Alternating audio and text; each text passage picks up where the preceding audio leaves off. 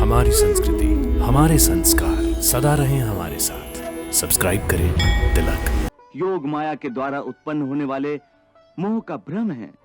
मन जब इस सत्य को समझ लेगा तो उसे विषयों से मोह नहीं रहेगा, बल्कि उससे वैराग्य हो जाएगा।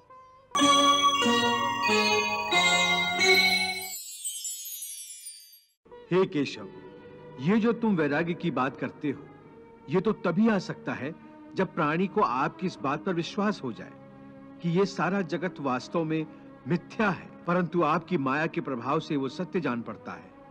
इस परम सत्य के ज्ञान पर विश्वास हो जाए तभी तो वैराग्य होगा। ज्ञान ही मनुष्य के हृदय में वैराग्य पैदा कर सकता है, और वही सच्चा ज्ञान मैं तुम्हें प्रदान कर रहा हूं। परंतु मेरा मन उसको ग्रहण क्यों नहीं कर रहा? क्योंकि अभी तक तुम मोह और भ्रम के अंधकार से बाहर नहीं निकले, इसलिए तुम उस ज्ञान को ग्रहण करने में असमर्थ हो।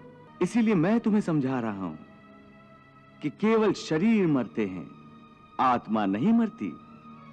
इसलिए तुम शरीर का मोह त्याग दो, उनकी मृत्यु का शोक त्याग दो, परंतु तुम्हारा मन उस सत्य को मानना नहीं चाहता।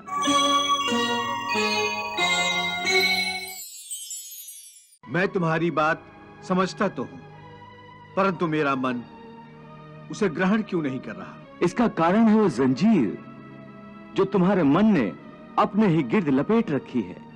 कौन सी जंजीर? रिश्तेदारी की जंजीर, ये नातेदारी का मोह। तुम ठीक कहते हो कि रिश्ते नातों की जंजीरों ने मुझे चारों तरफ से जकड़ रखा है, परंतु मैं इस जंजीर को कैसे तोड़ दूं?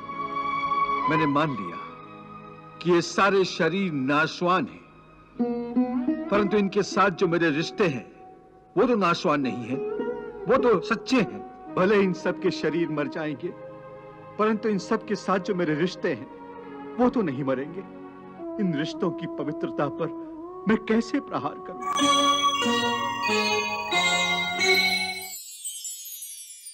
जब अभ्यास की तलवार से ही मन ठीक रास्ते पर आ जाए, फिर वह दूसरी वैराग्य की तलवार की क्या आवश्यकता है? उसकी आवश्यकता इसलिए है कि एक बार ठीक रास्ते पर आ जाने के बाद मन फिर से उल्टे रास्ते पर न चला जाए, क्योंकि उल्टे रास्ते पर इंद्रियों के विषय उसे सदा ही आकर्षित करते रहेंगे।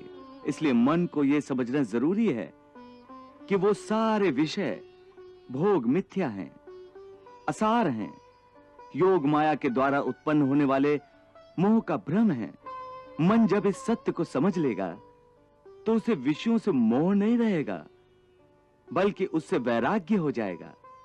और यही वैराग्य की तलवार का काम है कि वो विषयों के मोह को काट के मन को सन्यासी बना देती है।